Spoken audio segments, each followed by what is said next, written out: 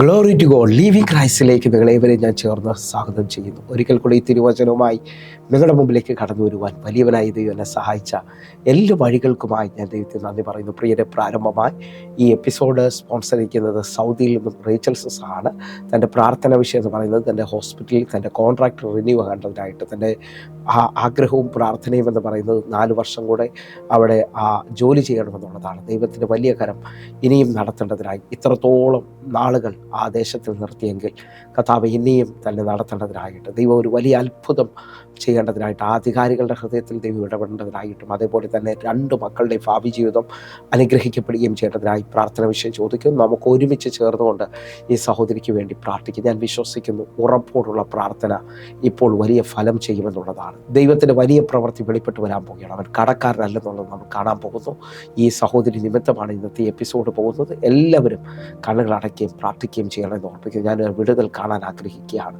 എൻ്റെ യേശു ഈ മകൾക്ക് വേണ്ടി ഒരു വലിയ പ്രവൃത്തി അയച്ചെന്ന് ഞാൻ വിശ്വസിക്കുന്നു. നമുക്ക് ഒരുമിച്ച് കണ്ണുകൾ അടയ്ക്കാം. ഞങ്ങളെ സ്നേഹിക്കുന്ന ഞങ്ങളുടെ നല്ല കർത്താവെ, പൂർണ്ണ ഹൃദയത്തോടെ റേച്ചൽ സിസ്റ്ററിനായി പ്രാർത്ഥിക്കുന്നു. കർത്താവെ, ഹോസ്പിറ്റലിലെ അധികാരികളോട് അങ്ങ് ഇടപെട്ടതിനായി നന്ദി. കർത്താവെ, ആ കോൺട്രാക്ടർ റിന്യൂ ആയതിനായി സ്തോത്രം. ദൈവം ഇടപെട്ടതിനായി നന്ദി. കർത്താവെ, അങ്ങ് അത്ഭുതം പ്രവർത്തിക്കുന്ന ദൈവമാക്കിയാൽ കർത്താവെ, എസ്തേറിന് വേണ്ടി, മൊർദെഖായിക്ക് വേണ്ടി ദേശത്തിലെ അത്ഭുതം, ദേശത്തിൻ്റെ നിയമം മാറ്റിയതിനായി പ്രാർത്ഥിക്കുന്ന ഞങ്ങൾക്ക് വേണ്ടി ഈ സഹോദരിക്ക് ഒരു അത്ഭുതം അങ്ങ് ചെയ്യണമേ അപ്പ. ദൈവത്തിൻ്റെ വലിയ കരം വെളിപ്പെട്ടതിനായി സ്തോത്രം. യേശുവെ, ഇതൊരു അത്ഭുത സാക്ഷ്യമാക്കുന്നതിനായി നന്ദി. കർത്താവിൻ്റെ രക്തത്താൽ, യേശുവിൻ്റെ രക്തത്താൽ തനിക്ക് വിരോധമായ ഹോസ്പിറ്റലിൽ നിന്ന് എല്ലാ നിയമങ്ങളും ക്യാൻസലായതിനായി നന്ദി. യേശുവിൻ്റെ നാമത്തിൽ ഞാൻ പ്രാർത്ഥിക്കുന്നു. കർത്താവെ, അതേ നിലയിൽ തന്നെ നിന്നുകൊണ്ട് ഞാൻ പൂർണ്ണ ഹൃദയത്തോടെ പ്രാർത്ഥിക്കുകയാണ്. 2 മക്കളെയും അങ്ങ് അനുഗ്രഹിക്കണമേ അപ്പ. ഈ സഹോദരി ഇത്ര നാൾ ജീവിച്ച 2 മക്കൾക്ക് വേണ്ടിയാണ് കർത്താവെ. അവരുടെ ഭാവി ജീവിതം അനുഗ്രഹിക്കപ്പെട്ട ഒരു കോഴ്സ് ഏറ്റവും നല്ല നിലയിൽ അവർ പാസ് ഔട്ട് ആകുന്നതിനായി നന്ദി. യേശുവിൻ്റെ നാമത്തിലും യേശുവിൻ്റെ രക്തത്തിലും ഞാൻ പ്രാർത്ഥിക്കുന്നത് അങ്ങ് ഈ പ്രാർത്ഥന കേട്ടൊരു മറുപടി തന്നതിനായി നന്ദി. യേശുവിൻ നാമത്തിൽ പ്രാർത്ഥിക്കുന്നു. കേൾക്കണം പിതാവേ.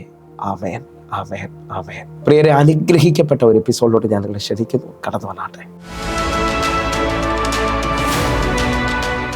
പ്രിയരെ, മാറ്റമില്ലാത്ത ദൈവത്തിൻ്റെ തിരുവചനത്തിലേക്ക് ഞാൻ നിങ്ങളെ ക്ഷണിക്കുകയാണ്. ആർക്കും മാറ്റാൻ കഴിയാത്തതും വിശ്വസിക്കുന്നവർക്കും മാറ്റം കൊണ്ടുവരുന്നതായ തിരുവചനവുമായി നിങ്ങളുടെ മുമ്പിലേക്ക് ഒരിക്കൽ കൂടെ കടന്നു വരുവാൻ വലിയവരായ ദൈവം എന്നെ സഹായിച്ച എല്ലാ വഴികൾക്കുമായി ഞാൻ ദൈവത്തിന് നന്ദി പറയുന്നു. പ്രിയരെ, എൻ്റെ കഴിവോ എൻ്റെ മിടുക്കോ അല്ല, കർത്താവിൻ്റെ കരമാണ് ഓരോ പ്രാവശ്യവും നിങ്ങളുടെ മുമ്പിലേക്ക് കടന്നു വരുവാൻ എന്നെ സഹായിക്കുന്നത്. ആ നിലയിൽ നിന്നുകൊണ്ട് ദൈവത്തിൻ്റെ വചനത്തിൻ്റെ ആഴം നിങ്ങളുമായി പങ്കുവയ്ക്കുകയാണ്. എന്നെ കേൾക്കുന്നവരുണ്ടെങ്കിൽ വിശ്വസിച്ചുകൊണ്ട് പറ, ഈ വചനം കേട്ടുകൊണ്ടിരിക്കുമ്പോൾ തന്നെ എൻ്റെ സ്ഥിതിക്ക് മാറ്റം വരും. കാരണം വെളിപ്പാട് പുസ്തകം 1-ാം അധ്യായം 3-ാമത്തെ വാക്യം പറയുന്നു, ഈ വചനം വായിക്കുന്നവനും ഇത് കേൾക്കുന്നവനും ഇത് പ്രമാണിക്കുന്നവനും ഭാഗ്യവാൻ, അല്ലെങ്കിൽ അനുഗ്രഹിക്കപ്പെട്ടവനാണ്.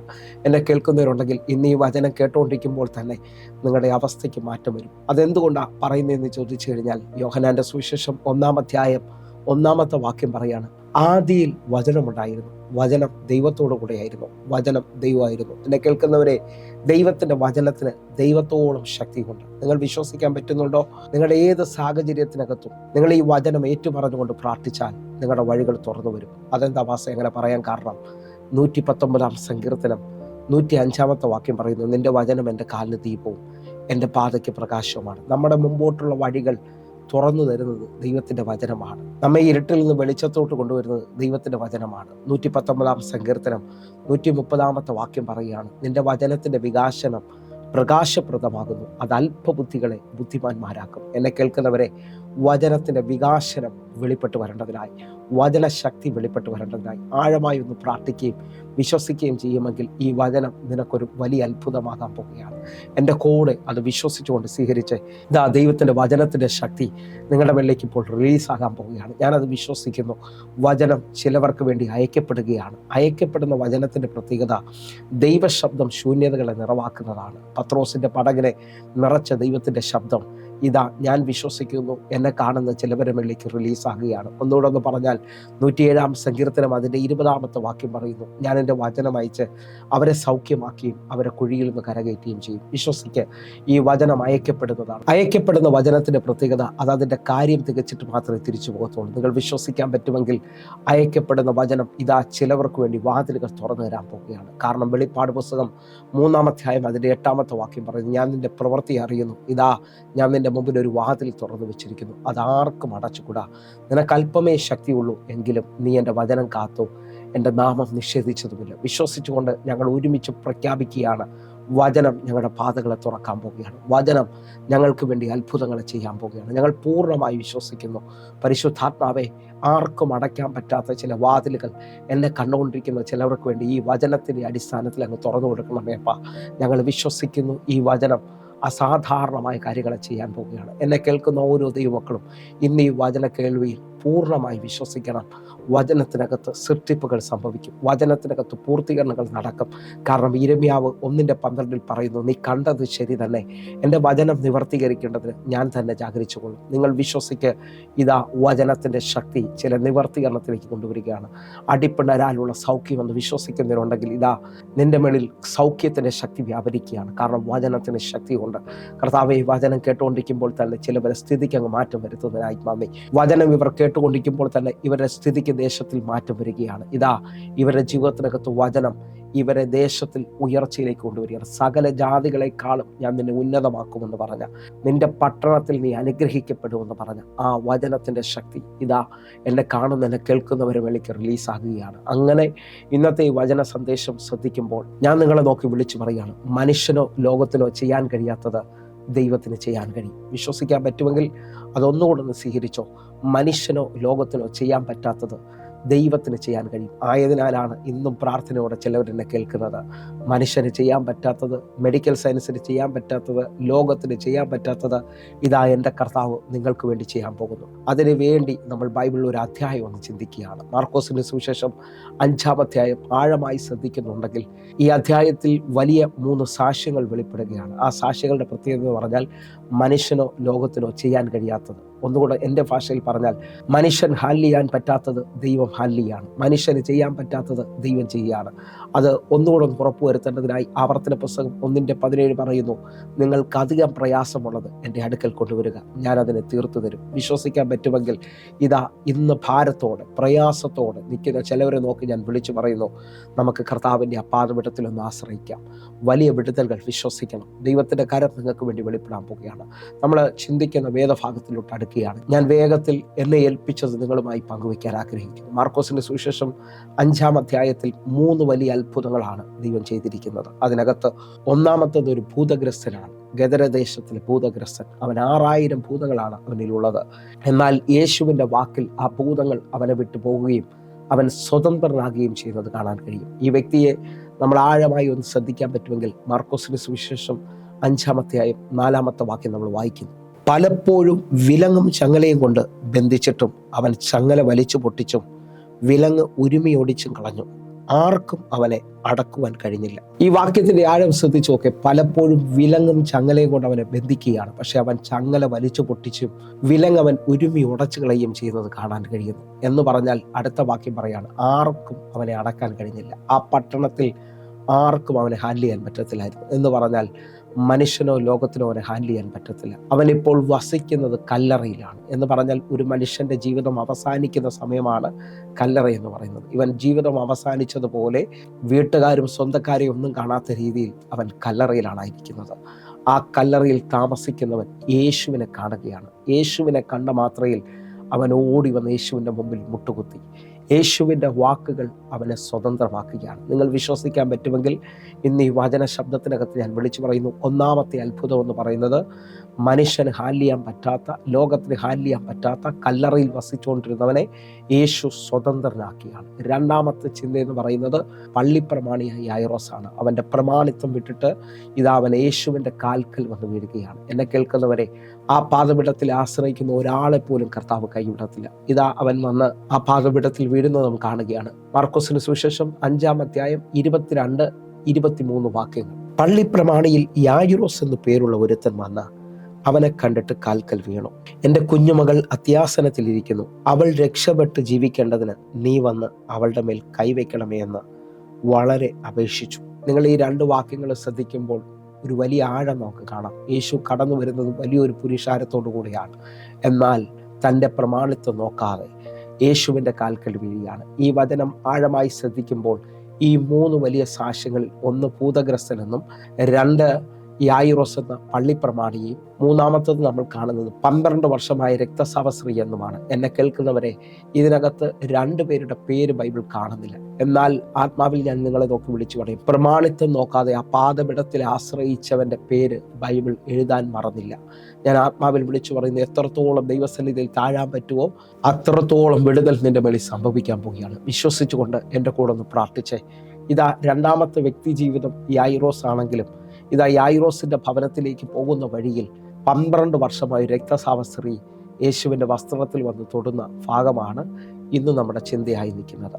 അതിനകത്ത് നിന്നുകൊണ്ട് ഞാൻ നിങ്ങളെ ഒന്ന് ശുശ്രൂഷിക്കാൻ ആഗ്രഹിക്കുകയാണ്. അതിൻ്റെ 25-ാമത്തെ വാക്യം മുതൽ നമ്മൾ ചിന്തിക്കുന്നു. ഈ 12 വർഷമായ രക്തസ്രാവ സ്ത്രീ എന്ന് പറയുമ്പോൾ 25-ാമത്തെ വാക്യം മുതൽ 34-ാമത്തെ വാക്യം വരെയാണ് രക്തസ്രാവ സ്ത്രീയെക്കുറിച്ച് ആഴമായി വെളിപ്പെടുത്തിയിരിക്കുന്നത്. എന്നാൽ ഈ 9 വാക്യങ്ങളിൽ പേര് പോലും വെളിപ്പെടുത്താതെ അവളുടെ സൗഖ്യമായി അവൾ മടങ്ങിപ്പോവുകയാണ്. ഹല്ലേലൂയ. നിങ്ങൾ വിശ്വസിക്കാൻ പറ്റുമെങ്കിൽ ഞാൻ ആഴമായി നിങ്ങളെ നോക്കി വിളിച്ചു പറയുന്നു, ഇന്ന് ഇതേപോലെ സാഹചര്യം നോക്കാതെ എൻ്റെ കൂടെ കർത്താവേ, ഇതിനകത്ത് വെളിപ്പെട്ട ദൈവത്തിൻ്റെ കരം എൻ്റെ പ്രാർത്ഥനാ മുറിയിൽ ഇറങ്ങി വരണമേ. ഞാനും ഒരു പ്രസംഗം കേട്ടിട്ട് പോകാൻ നിൽക്കുന്ന ആളല്ല. എൻ്റെ ജീവിതത്തിനകത്ത് ദൈവത്തിൻ്റെ ഒരു ആഴമേറിയ കരം വെളിപ്പെടണമെന്ന് ആഗ്രഹിക്കുന്നുണ്ട്. ഒന്നുകൂടെ പറഞ്ഞു കഴിഞ്ഞാൽ, നമ്മുടെ പല സഭകളും പല പ്രസംഗവേദികളും ഇന്ന് ഹല്ലേലൂയ കേൾവി മാത്രമായി പോയിക്കൊണ്ടിരിക്കുമ്പോൾ കർത്താവിൽ നിങ്ങൾ ആശ്രയിച്ചിട്ട് പറയണം, ഈ വചനത്തിൻ്റെ ശക്തി എന്ന് പറയുന്നത് ആദ്യം മുതലുള്ളതും ഞങ്ങൾ കേട്ടതും ഞങ്ങളുടെ സ്വന്തം കണ്ണുകൊണ്ട് കണ്ടതും ഞങ്ങൾ തൊട്ടതുമായ ജീവൻ്റെ വചനം. എന്നെ കേൾക്കുന്നവരെ, ഇത് കേൾക്കുക മാത്രമല്ല, ഇത് കാണാനുണ്ട്, ഇത് തൊടാൻ പറ്റും. ഈ വചനം പറഞ്ഞുകൊണ്ടിരിക്കുമ്പോൾ തന്നെ നിങ്ങളുടെ ജീവിതം മാറ് ദൈവത്തിൻ്റെ വചനം നിങ്ങളെ സ്പർശിക്കട്ടെ എന്ന് ഞാൻ പ്രാർത്ഥിക്കുകയാണ്. വിശ്വസിക്കാൻ പറ്റുമെങ്കിൽ നമ്മുടെ ചിന്തയ്ക്കകത്തോട്ട് വരികയാണ്. മാർക്കോസിന്റെ സുവിശേഷം 5-ാം അധ്യായം അതിൻ്റെ 25-ാമത്തെ വാക്യം. 12 സംവത്സരമായി രക്തസ്രാവമുള്ളവളായി 26-ാമത്തെ വാക്യം കൂടെ, പല വൈദ്യന്മാരാൽ ഏറിയൊന്ന് സഹിച്ച് തനിക്കുള്ളതൊക്കെയും ചെലവഴിച്ചിട്ട്. ഈ 2 വാക്യങ്ങൾ വായിക്കുമ്പോൾ ഞാൻ നിങ്ങളുമായി എൻ്റെ ഉള്ളിൽ കയറിയ ചില ചിന്തകൾ പങ്കുവയ്ക്കുകയാണ്. 12 സംവത്സരമായി രക്തസ്രാവമുള്ള ഒരു സ്ത്രീ. അപ്പോൾ ഈ വചനം ശ്രദ്ധിക്കുമ്പോൾ ഞാൻ ഇതിനകത്തുനിന്ന് 1-ാമത്തെ ചിന്ത പറയുകയാണ്, എൻ്റെ ദൈവത്തിന് നിന്റെ കാലപ്പഴക്കം പ്രശ്നമല്ല. എത്ര വർഷമായി നീ ആ രോഗം അനുഭവിക്കുന്നു, എത്ര വർഷമായി ആ കുടുംബ പ്രശ്നത്തിലൂടെ, ആ തലമുറയുടെ വിഷയത്തിലൂടെ കടന്നു പോകുന്നു എന്നുള്ളത് എൻ്റെ ദൈവത്തിന് പ്രശ്നമല്ല. ഇന്ന് നിന്റെ വിടുതലിൻ്റെ ദിവസമാണ്. ഇന്ന് ദൈവം നിനക്ക് വേണ്ടി ഒരു അത്ഭുതം ചെയ്യാൻ പോവുകയാണ്. അപ്പോൾ ഇവിടെ നാം കാണുന്നത് 12 വർഷം പഴക്കമുള്ള രോഗം. 12 വർഷമായി ഇവൾ ഈ വേദന അനുഭവിക്കുകയാണ്. 12 വർഷമായി ഇവളുടെ ജീവിതത്തിനകത്ത് ഇവളുടെ ജീവൻ നഷ്ടപ്പെടുകയാണ്. കാരണം പഴയ നിയമത്തിനകത്തൊരു വാക്യമുണ്ട്, മാംസത്തിൻ്റെ ജീവൻ രക്തത്തിലല്ലോ. ഇവളുടെ ജീവൻ 12 വർഷമായി നഷ്ടപ്പെട്ടുകൊണ്ടിരിക്കുകയാണ്. എന്നാൽ ഞാൻ ആത്മാവിൽ വിളിച്ചു പറയുന്നു, 12 വർഷത്തെ പഴക്കം ദൈവം ഒരു സ്പർശനം കൊണ്ട് തീർക്കാൻ പോവുകയാണ്. നിങ്ങൾ വിശ്വസിക്കാൻ പറ്റുമെങ്കിൽ ഈ വചന കേൾവിയിൽ നിങ്ങൾ എൻ്റെ കൂടെ ചേർന്ന് പറയണം, കർത്താവേ, ഇന്ന് പഴക്കം മാറി ഒരു പുതുക്കം വെളിപ്പെടാൻ പോവുകയാണ്. അസാധാരണമായ ഒരു സാക്ഷ്യം എൻ്റെ മേളിൽ തുറന്നു വരാൻ പോകുന്നു. ഞാനത് വിശ്വസിക്കുന്നു. കർത്താവെ, അങ്ങത് ചെയ്യുന്നതിനായി നന്ദി. ദൈവത്തിൻ്റെ പ്രവൃത്തി വെളിപ്പെടുന്നതിനായി നന്ദി. യേശുവെ, പൂർണ്ണമായി ഞാൻ വിശ്വസിക്കുന്നു. എൻ്റെ ദൈവം അത്ഭുതങ്ങളുടെ ദൈവമാകയാൽ നന്ദി. ദൈവത്തിൻ്റെ കരം ചലിച്ചു കഴിഞ്ഞാൽ ഞാൻ വിശ്വസിക്കുന്നു. ഹല്ലേലൂയ. ഇതാ അപ്പോൾ 1-ാമത്തെ ചിന്ത, പഴക്കം മാറി അവൾ പുതുക്കത്തിലോട്ട് നടക്കാൻ പോകുന്നു. 12 വർഷം പഴക്കമുള്ള രോഗവുമായി അവൾ വേദനപ്പെടുകയാണ്. അടുത്ത ഭാഗം കാണുകയാണ്. 26-ാമത്തെ വാക്യം ഒന്നുകൊണ്ടൊന്ന് വായിക്കുന്നു. പല വൈദ്യന്മാരാലും ഏറിയൊന്ന് സഹിച്ച് തനിക്കുള്ളതൊക്കെയും ചെലവഴിച്ചിട്ടും. ഇവിടെ കാണുന്നത് പല വൈദ്യന്മാരാൽ ഏറിയൊന്ന് സഹിച്ചു. അപ്പോൾ 2-ാമത്തെ ചിന്ത ഞാൻ നിങ്ങളുമായി പങ്കുവെക്കുകയാണ്. അവൾ ഏറിയൊന്ന് സഹിച്ചെന്ന് പറഞ്ഞാൽ പലരും വന്ന് നമ്മളോട് പ്രാർത്ഥന വിഷയം പറയുന്ന ആഴം നിങ്ങൾ ശ്രദ്ധിച്ചു നോക്കണം. ഇനി ആ വിഷയത്തിനകത്ത് കരയാൻ എനിക്ക് കണ്ണുനീരില്ല. എൻ്റെ ജീവിതത്തിനകത്ത് കഷ്ടപ്പെടേണ്ടതിൻ്റെ മാക്സിമം ഞാൻ കഷ്ടപ്പെട്ടു, ഞാൻ കരയേണ്ടതിൻ്റെ മാക്സിമം കരഞ്ഞു, ഇനിയും എനിക്ക് മുമ്പോട്ട് പോകാൻ വയ്യ എന്ന് പറയുന്നത് പോലെ ഇതാ പല വൈദ്യന്മാരാൽ ഏറിയൊന്ന് സഹിച്ചു, എന്നിട്ട് ഇവർക്ക് വിടുതൽ വന്നിട്ടില്ല. നിങ്ങൾ ശ്രദ്ധിക്കാൻ പറ്റുന്നുണ്ടോ? മനുഷ്യനോ ലോകത്തിനോ സയൻസിനോ ഒന്നും ചെയ്യാൻ പറ്റാത്തതിനെയാണ് കർത്താവ് ഒറ്റ സ്പർശനത്തിൽ സൗഖ്യം കൊടുക്കുന്നത്. എൻ്റെ കൂടെ വിശ്വസിക്കാൻ പറ്റുമെങ്കിൽ ഇന്ന് നിങ്ങളെ നോക്കി സാഹചര്യം പറഞ്ഞതോ ലോകം പറഞ്ഞതോ ഡോക്ടർ പറഞ്ഞതോ അല്ല നിങ്ങൾ വിശ്വസിക്കേണ്ടത്. എൻ്റെ യേശു ഇന്നും ജീവിക്കുന്നു എന്നുള്ളതാണ്. ദൈവം നിനക്ക് വേണ്ടി ഒരു അത്ഭുതം ചെയ്യുമെന്ന് വിശ്വസിക്കാൻ പറ്റുമെങ്കിൽ ഇപ്പോൾ വിശ്വസിക്ക്. നിന്റെ ജീവിതത്തിൽ ഒരു അത്ഭുതം നടക്കാൻ പോവുകയാണ്. ഒന്നുകൂടെ ഒരാഴം നിങ്ങളുമായി പങ്കുവയ്ക്കാൻ ആഗ്രഹിക്കുകയാണ്. ഈ പല വൈദ്യന്മാരെന്ന് പറയുമ്പോൾ നിങ്ങളും ഞാനും ഒരേപോലെ കേട്ടിട്ടുള്ള ഒരു ആഴമാണ് അലക്സാണ്ടർ ചക്രവർത്തി, അല്ലെങ്കിൽ മഹാനായ അലക്സാണ്ടർ ചക്രവർത്തിയുടെ അവസാന നാളുകൾ താൻ രോഗശയ്യയിലായിരിക്കുന്നത്. തന്നെ പല വൈദ്യന്മാർ മാറി മാറി ചികിത്സിച്ചു. പക്ഷേ ആ രോഗത്തിൽ നിന്ന് തനിക്ക് സൗഖ്യം വരുന്നില്ലെന്ന് കണ്ട് അലക്സാണ്ടർ ചക്രവർത്തിക്ക് ഒരു കാര്യം മനസ്സിലായി: താൻ ഈ രോഗത്തിൽ മരിക്കാൻ പോകുന്നു എന്നുള്ളത്. ആ അവസാന മണിക്കൂറുകളിൽ താൻ വലിയ 3 പ്രസ്താവനകൾ അനേകർ കേൾക്കെ വിളിച്ചു പറഞ്ഞു. തൻ്റെ മരണശേഷം തൻ്റെ ശവമഞ്ചം ചുമക്കേണ്ടത്, അല്ലെങ്കിൽ തൻ്റെ ബോഡി ചുമക്കേണ്ടത് തന്നെ ചികിത്സിച്ച ഡോക്ടർമാരായിരിക്കണം. എന്നെ കേൾക്കുന്നവരെ, എന്തിനാണ് ഈ ഡോക്ടർമാരെ കൊണ്ട് താൻ ആ ബോഡി ചുമപ്പിക്കുന്നത് എന്ന് ചോദിച്ചാൽ, ഇവരെ കൊണ്ട് എന്നെ സൗഖ്യമാക്കാൻ കഴിഞ്ഞില്ല എന്നുള്ളതിൻ്റെ ആഴമാണ്. രണ്ടാമത്തത്, ആ പെട്ടിയിൽ എന്നെ കിടത്തുമ്പോൾ എൻ്റെ 2 കൈകളും പുറത്തേക്ക് ഇട്ടിരിക്കണം. കാരണം എന്തെന്ന് ചോദിച്ചാൽ, ഞാൻ എന്തെല്ലാം നേടിയെങ്കിലും എൻ്റെ മരണത്തിൽ ഞാൻ ഇതൊന്നും കൊണ്ടുപോകുന്നില്ല എന്നുള്ള ഏറ്റവും വലിയ ആഴം. മൂന്നാമത്, ഞാൻ നേടിയ സമ്പത്തുകൾ ഞാൻ പോകുന്ന വഴിയിൽ വിതറേണ്ടത് ആവശ്യമാണ്. കാരണം ഈ സമ്പത്തിന് എന്നെ വിടുവിക്കാൻ കഴിഞ്ഞില്ല എന്നുള്ളത് ലോകം തിരിച്ചറിയണം. ഈ 3 വലിയ പ്രസ്താവനകളാണ് മഹാനായ അലക്സാണ്ടർ തൻ്റെ അവസാന മണിക്കൂറിൽ പറഞ്ഞത്. നിങ്ങൾ വിശ്വസിക്കുന്നവരാണെങ്കിൽ നമ്മൾ ഈ വചനചിന്തയിൽ വ്യക്തമായി തിരിച്ചറിയുന്നു. ഇതേപോലെ ഈ സ്ത്രീ പറയുകയാണ്, പല വൈദ്യന്മാരാൽ ഏറിയൊന്ന് സഹിച്ചു, എന്നിട്ടും ഒട്ടും ഭേദം വന്നില്ല. അപ്പോൾ ഞാൻ രണ്ടാമത് പറഞ്ഞതുപോലെ അവൾ ഏറിയൊന്ന് സഹിച്ചതാണ്. ഇനി കരയാൻ കണ്ണുനീരില്ല, ഇനി കഷ്ടപ്പെടാൻ ബാക്കി ഒന്നുമില്ല. ആ നിലയിൽ ആയിരുന്നവൾ ഇതാ 3ാമത്തെ തലമെന്ന് പറയുന്നത്, വിശ്വസിച്ചോ, പല വൈദ്യന്മാർ എന്ന് പറഞ്ഞാൽ ഒത്തിരി വൈദ്യന്മാരുടെ അടുക്കലേക്ക് ഇവൾ കയറി ഇറങ്ങി. 1ാമത്തെയും 2ാമത്തെയും അപ്പോയിൻമെൻറ്റ് കഴിയുമ്പോൾ ഇവൾക്ക് പ്രതീക്ഷയുണ്ട്. വൈദ്യന്മാർ ഓരോരുത്തരും ചെല്ലുമ്പോൾ പറയും, ഇത് നമുക്ക് നേരെയാക്കാം, ഇത് നമുക്ക് നോക്കാം. ഇങ്ങനെ 3ാമത്തെ അപ്പോയിൻമെൻറ്റ് കഴിയുമ്പോൾ ഇവരുടെ പ്രതീക്ഷ മങ്ങുകയാണ്. കാരണം അവരെ കൊണ്ടും എൻ്റെ വിടുതൽ നടന്നില്ലല്ലോ എന്ന് പറഞ്ഞുകൊണ്ട്. പക്ഷെ ഞാൻ ആത്മാവിൽ വിളിച്ചു പറയുന്നു, ലോകം പരാജയപ്പെട്ടാലും, സാഹചര്യം നിന്നെ നോക്കി നടക്കത്തില്ലെന്ന് പറഞ്ഞാലും, ഞാൻ ആത്മാവിൽ വിളിച്ചു പറയുന്നു, മനുഷ്യനും ലോകത്തിനും ചെയ്യാൻ പറ്റാത്തത് യേശു ഇന്നും ചെയ്തുകൊണ്ടിരിക്കുകയാണ്. നിങ്ങൾ വിശ്വസിക്കാൻ പറ്റുമെങ്കിൽ ഞാൻ അതിൻ്റെ സാക്ഷിയാണ് പ്രിയരെ. കർത്താവ് എന്നെ തൊട്ട് സൗഖ്യമാക്കിയതാണ്. വിശ്വസിക്കാൻ പറ്റുമെങ്കിൽ ഇന്നും നിങ്ങളുടെ ജീവിതത്തിനകത്ത് അത്ഭുതം നടക്കും, നിങ്ങളുടെ ജീവിതത്തിനകത്ത് ദൈവപ്രവൃത്തി നടക്കും. എൻ്റെ കൂടെ വിശ്വാസത്തോടെ പ്രാർത്ഥിക്കാൻ പറ്റുന്നുണ്ടെങ്കിൽ പ്രാർത്ഥിക്കുക. ഇന്നൊരു അത്ഭുതം നിങ്ങൾ കാണാൻ പോവുകയാണ്, ഇന്നൊരു ദൈവപ്രവൃത്തി നിങ്ങൾ കാണാൻ പോവുകയാണ്. ഞാൻ വിശ്വസിക്കുന്നു, എൻ്റെ ദൈവം ആരേക്കും ഇറങ്ങി തൊടുകയാണ്. ഈ സമയത്ത് ചിലവരുടെ ജീവിതം വലിയ നിലയിൽ മാറാൻ പോവുകയാണ്. ഇതിനകത്ത് നിങ്ങളൊന്ന് ആഴമായി ശ്രദ്ധിച്ചേ. ഇതാ ഈ സ്ത്രീ 1ാമത് 12 വർഷം പഴക്കമുള്ള രോഗമാണ് അവളുടെ വിടുതലിലേക്ക് വരുന്നത്. 2, അവൾ ഏറിയൊന്ന് സഹിച്ചവളാണ്. 3, പല വൈദ്യന്മാരുടെ അടുക്കലേക്ക് അവൾ കയറി ഇറങ്ങിയതാണ്. പക്ഷെ ഒട്ടും ഭേദം വന്നില്ല. അടുത്ത പദമാണ് ഏറ്റവും വലിയ ആഴം. 27ാമത്തെ വാക്യം. ഒട്ടും ഭേദം വരാതെ ഏറ്റവും പരവശയായിരുന്ന ഒരു സ്ത്രീ യേശുവിൻ്റെ വർത്തമാനം കേട്ടു. ഇവിടെ 4ാമത്തെ ചിന്ത നമ്മൾ ഒരുമിച്ച് ചിന്തിക്കുകയാണ്. ഒട്ടും ഭേദം വരാതെ, ഇവളുടെ സൗഖ്യമാകുന്നില്ല. അടുത്ത പദമാണ് എന്നെ ചിന്തിപ്പിച്ചത്. അവൾ പരവശയായി തീർന്നു എന്ന് പറഞ്ഞാൽ അതിൻ്റെ ആഴമെന്ന് പറയുന്നത്, അവളുടെ പ്രതീക്ഷയെല്ലാം തീർന്നു, ഇനിയൊരു മാർഗമില്ല. ഇന്ന് ഈ വചന സന്ദേശം കേൾക്കുന്ന ചിലവരെ നോക്കി ഞാൻ ആത്മാവിൽ വിളിച്ച് പറയുകയാണ്, ഇനിയൊരു മാർഗമില്ലെന്ന് പറയുന്നു. എല്ലാ പ്രതീക്ഷകളും അവസാനിച്ചെന്ന് പറയുന്ന ആരെങ്കിലും എന്നെ കേൾക്കുന്നവരുണ്ടെങ്കിൽ നിങ്ങൾ വിശ്വസിക്കുക.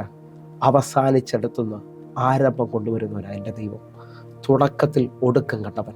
അവൻ ആൽഫ മാത്രമല്ല, അവൻ ഒമേഗയും കൂടെയാണ്. നിങ്ങൾ വിശ്വസിക്കാൻ പറ്റുമെങ്കിൽ ഇതാ 12 വർഷമായ രക്തസാവശ്രീ ഇനി എല്ലാം തീർന്നു എന്ന് പറഞ്ഞുകൊണ്ടിരിക്കുമ്പോൾ അവളുടെ ചെവിയിൽ അവൾ കേൾക്കുകയാണ്, യേശു അവൾക്ക് വേണ്ടി ഇന്നും രക്ഷകനായി ജീവിക്കുന്നു.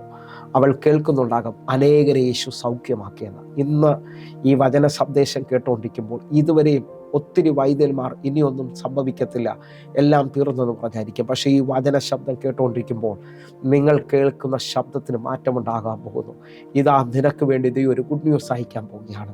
നിന്റെ ജീവിതത്തിനകത്ത് അസാധാരണമായ ദൈവപ്രവൃത്തി വെളിപ്പെടാൻ പോകുന്നു. ഇതാ പ്രതീക്ഷകൾ അവസാനിച്ചെടുത്ത്. ഇതാ പത്രോസിനോട് ചോദിച്ച പത്രോസ് പറയും, നീണ്ട 12 മണിക്കൂർ രാത്രി മുഴുവൻ നോക്കിയിട്ടും ഒന്നും കിട്ടിയില്ല, എങ്കിലും അതാ നിന്റെ വാക്കിന് ഞാൻ വലയിറക്കാൻ പോയി എന്ന് പറഞ്ഞാൽ തീർന്നെടുത്തുന്ന അവസാനിച്ചെടുത്ത് ദൈവം ചിലത് ചെയ്യാൻ പോകുന്നു. ആത്മാവിൽ എൻ്റെ കൂടെ ഒന്ന് പ്രാർത്ഥിക്കാൻ പറ്റുന്നുണ്ടെങ്കിൽ പ്രാർത്ഥിച്ചേ. കർത്താവേ, ഞാൻ അധികമായി വിശ്വസിക്കുകയാണ്, എൻ്റെ ദൈവം ചിലത് ചെയ്തുകൊണ്ടിരിക്കുകയാണ്, എൻ്റെ ദൈവം ചിലത് തുറന്നുകൊണ്ടിരിക്കുകയാണ്. ഇതാ ചിലവരെ ജീവിതത്തിനകത്ത് അത്ഭുതകരമായി വിടുതൽ സംഭവിക്കുന്നു. അവൾ ഏറ്റവും പരവശയായെന്ന് പറയുന്നത് എന്ന് പറഞ്ഞാൽ ആ വിഷയത്തിൻ്റെ നെല്ലിപ്പലകെ അവൾ കണ്ടു കഴിഞ്ഞു. ഇനി ഒരു മാർഗമില്ല എന്ന് പറഞ്ഞുകൊണ്ട് ശവപ്പെട്ടി അന്വേഷിച്ചു കൊണ്ടിരുന്നവരുടെ നടുവിൽ യേശു അവളെ എഴുന്നേൽപ്പിക്കാൻ പോവുകയാണ്. അവളിതാ പുരുഷാരത്തിൻ്റെ പിറകിലൂടെ വന്ന് യേശുവിനെ തൊടുകയാണ്. നിങ്ങൾ വിശ്വസിക്കാൻ പറ്റുമെങ്കിൽ ഈ പ്രാർത്ഥന നടന്നുകൊണ്ടിരിക്കുമ്പോൾ തന്നെ നിന്റെ വിടുതലിൻ്റെ സന്ദേശം വെളിപ്പെട്ട് വരികയാണ്. നിന്റെ ജീവിതത്തിനകത്ത് അത്ഭുതം നടക്കുകയാണ്. നമ്മൾ രണ്ടാമത് ചിന്തിച്ചത് യായിറോസിൻ്റെ വിഷയമാണ്. ഈ വിഷയം ഇതാ 12 വർഷമായ രക്തസ്രാവസ്ത്രീ സൗഖ്യം കണ്ടിട്ട് ഇതാ യായിറോസിൻ്റെ വീട്ടിൽ നിന്ന് യായിറോസിനോട് പറയുകയാണ്, നിന്റെ മകൾ മരിച്ചുപോയി. മരണം ഉറപ്പാക്കിയ വിഷയമാണ്. ഇനി ആ വീട്ടിനകത്ത് ദുഃഖവും നിലവിളിയും മാത്രമാണ് ഉള്ളത്. ആ ദുഃഖവും നിലവിളിയും നിൽക്കുന്ന ഭവനത്തിൽ യേശു കയറുകയാണ്. എന്നെ ചിന്തിപ്പിച്ച ചിന്തയെ നിങ്ങളോടായി പറയുകയാണ്.